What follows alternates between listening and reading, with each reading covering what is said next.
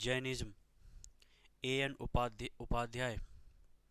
Jainism is essentially an Indian religion and it is still a living faith in some parts of the country. The number of its followers is just over 2 million. Its contribution to the Indian heritage is more significant than might be expected from its numerical strength. Uh, as an institutionalized religion, it has held its ground all along. It has sometimes enjoyed royal patronage and it has produced worthy monks and laymen of whom any society could be proud. The Jain contributions to Indian art and architecture, to the preservation and enrichment of Indian literature, and to the cultivation of languages both Aryan and Dravidian, are praiseworthy. Lastly, the religious instincts inculcated by Jainism have left an abiding impression on many aspects of Indian life.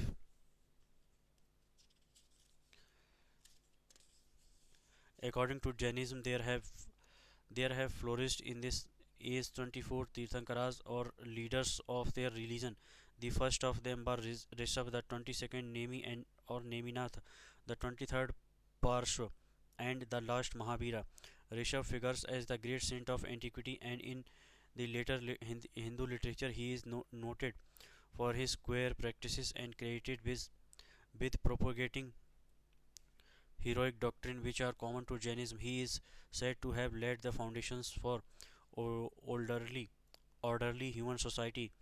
Neminatha is associated with Jainism with Krishna of the Yadav clan, whom the Hindus adopted as an avatar of Vishnu. The other Tirthankaras are prehistoric in character. It is now accepted on all hands that Parshvanath, who according to Jain tradition flourished 2 centuries before Mahabharata, was a historical person. His followers lived in the time of Mahavira, with whose disciples they held discussions. The parents of Mahavira followed the creed of Parsha. Mahavir was senior contemporary of the Buddha. He was born at Kundagram near Vaisali to the north of Patna in Bihar. He belonged to the Naya Jyan clan and he is called Nataputta in the Pali canons. His father was Siddhartha, a ruler of that area. His mother Trishila Elias Prekarni hailed from the royal family of the tribe of the Lichavis. Tradition is not unanimous about Mahavira's marriage. He left home at the age of 30 and started practicing penances in search of knowledge. Unlike the Buddha, he had no need to wander in search of a teacher because he belonged already to the well established religious order of his predecessor Parshvanath. While wandering as an ascetic, he endured a number of hardships. After 12 years of rigorous penance and meditation, he attained enlightenment. The knowledge he is said to have attained was free from the limitations of time and space. He preached what he lived. He was a he was a carrier of supreme detachment, and he was called Nirgrantha, one without any ties, whether internal or external. All living beings want to live, and therefore he conceded to every being the right to live. Thus, the sanctity of life in all its form constituted the basis of his moral values. Everyone is responsible for his own karmas, and when karmas are annihilated, and there is an end to transmigration followed by the attainment of supreme spiritual bliss. The age Mahavira lived in was marked by great philosophical speculations, in which a number of eminent teachers participated, both Brahmanas and Sramanas. The seeds of the Atma doctrine of the Upanishads and the further flowering of religious systems like Ajivikism, Jainism, and Buddhism are to be assigned to this period. Mahavira had family connections with the ruling dynasties of eastern India. He preached ahimsa or universal love, and his metaphysics was based on common sense realism and intellectual reconciliation. His followers consisted of monks, nuns, householders, and their women folds, and a well-knit Shangha or socio-religious organization was formed in his own times. He traveled for 30 years preaching his doctrine, only halting from any length of time at one place during the rainy season. He died at the age of 72 traditionally in 527 BC at Pawa in Bihar. This occasion was celebrated with the lamp festival by the two ruling families of the region, the Mallakis and the Lichavis, and the present day Deepavali, one of the most widespread and popular of Hindu festival, is said in Jain tradition to be a continuation of this. Unlike Buddhism, which soon spread far and wide, with numerous monasteries in India and elsewhere, the Jaina churches has shown quite a modest yet steady progress after Mahavira. Eminent teachers such as Gautama Jambu and others led the church, which received patronage from such kings as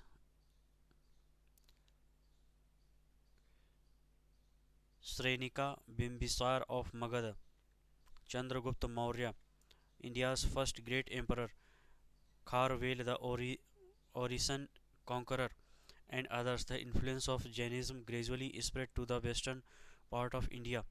Under the leadership of Bhadrabahu, the number of monks also went to the south owing to adverse conditions caused by famine in the north.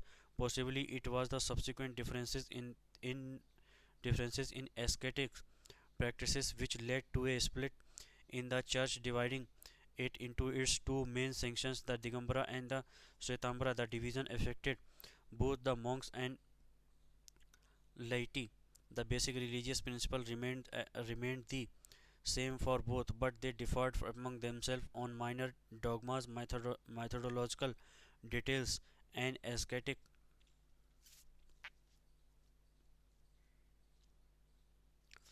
practices. The ruling classes and the mercantile community were often attracted by the rigorous asceticism and religious life of the Jaina monks and adopted the Jaina way of life in the south. During the early medieval period, royal dynasties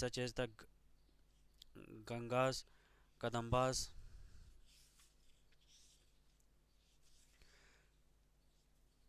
such as the Gangas, Kadambas, Chalukyas, and Rashtrakutas patronized Jainism.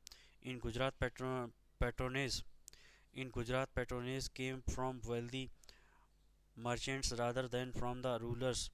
Under the Chalukya king Kumar Pal 1142 to 73. However, Jainism saw glorious days in Gujarat. A new era of literary activity started under the leadership of the Jaina scholar Hemchandra and other teachers and scholars. Ministers such as Vastupal constructed magnificent temples in marble. Later, Akbar highly honored the Jaina teacher Hiravidya. Later, Akbar highly honored the Jaina teacher Hira and some of the Mughal rulers issued farmans prohibiting the slaughter of animals during the Jaina festival of Pajusan in all those places where the Jainas lived. Prominent Jaina families in Delhi and Ahmedabad built excellent Jaina temples and had influence in the Mughal court. Jaina laymen also played an important part of the political activities of Rajasthan during the Mughal period. Even during the period of the East India Company, Jaina families like the Jagat Seths and Singhis acted as state banker and naturally wielded great influence in society. Jainism has all along instilled a religious zeal among its votaries, the concrete expansion of which is seen all over the country in works of art and architecture. Statues, freestanding pillars, Mahastambha, caves and temples. The 57-foot high statue of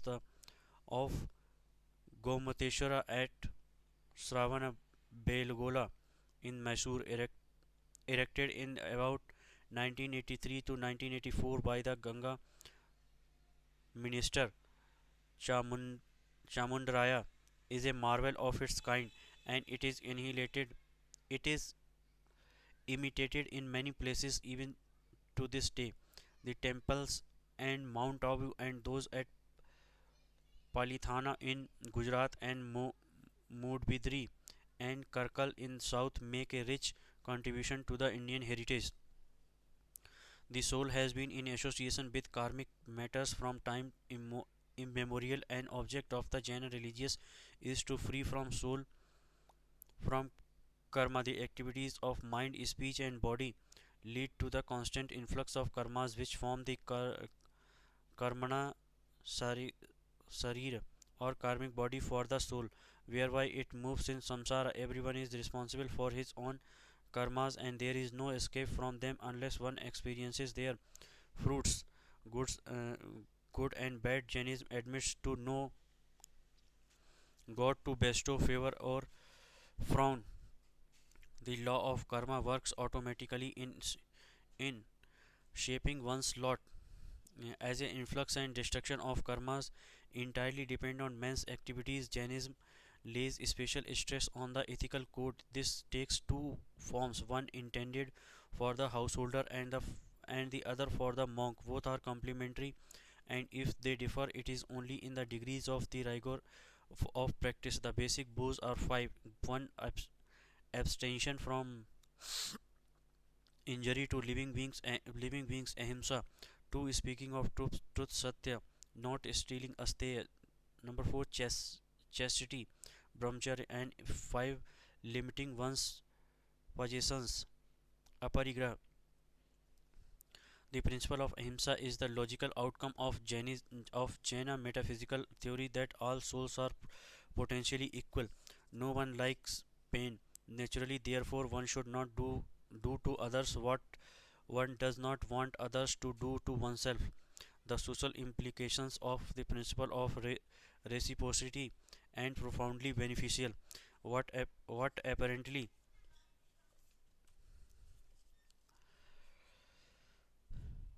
apparently distinguishes a Jaina monk from a layman in his itinerant way of life, with no abode of his own and no possessions or parapher- paraphernalia beyond those required for his religious observances. In outward form and equipment, there are different schools among the Jaina monks. The Digambara monk who goes about naked if of the highest grade, has a water pot made from a gourd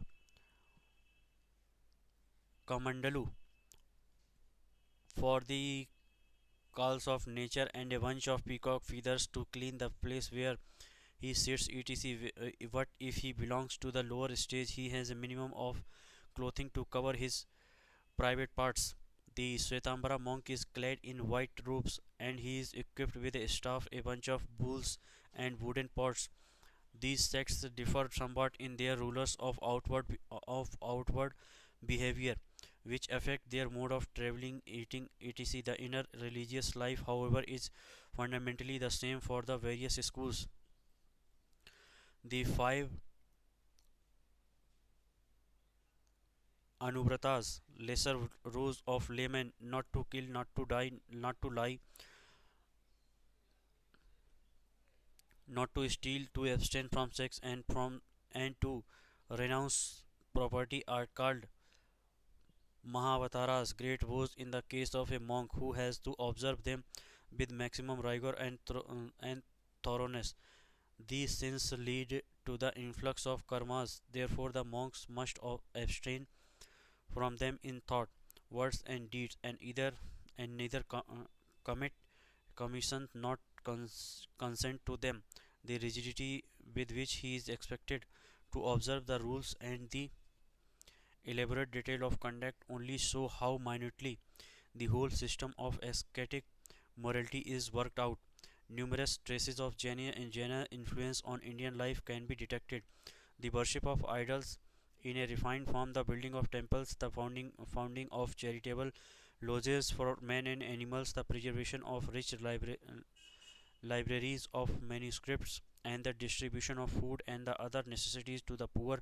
There are some of the outstanding features of Jaina society, and to the large extent they have been imitated by others Indian religious groups. Jainism and Buddhism have been foremost in upholding the doctrine of ahimsa, and Jainism has held firm to its original ideology much more closely than Buddhism.